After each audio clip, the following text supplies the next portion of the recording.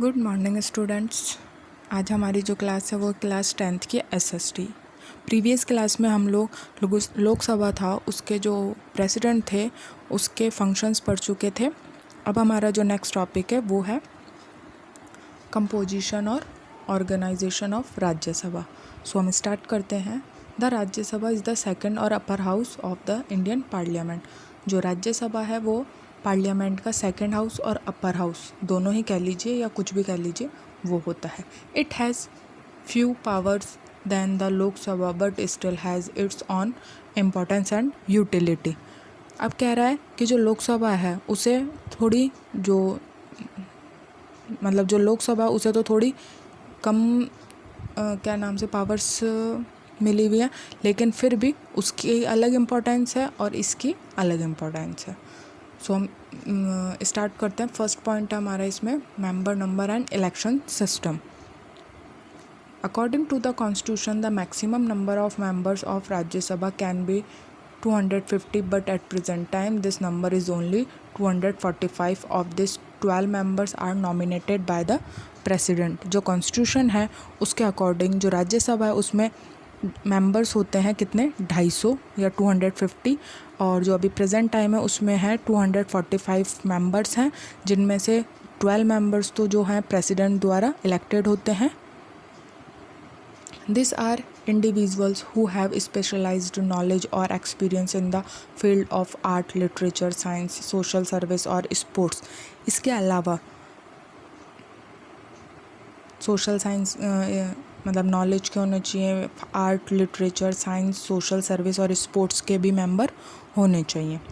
233 members are elected by the state legislatures and these members are elected by the members of the legislatures of the various state and federal territories of the union according to the single transferable method of proportional representation।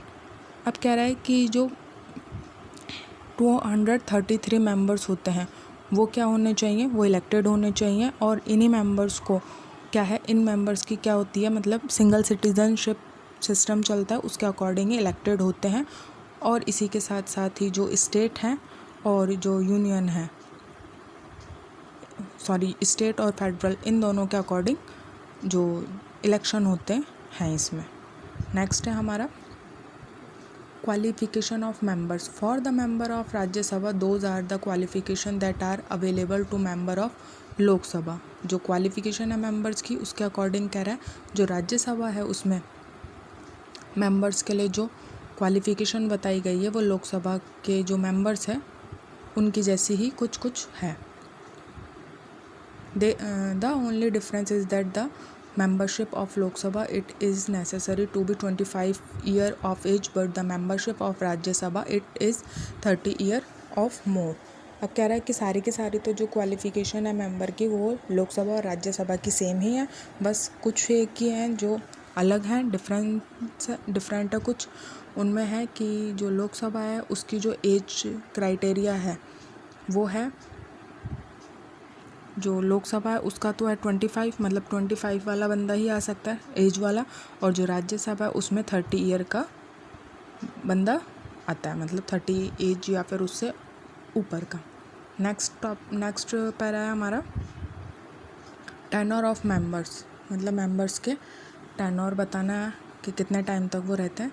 The Rajya Sabha is a permanent house which is never dissolve. जो राज्यसभा है वो permanent house है, वो कभी भी dissolve नहीं होता है।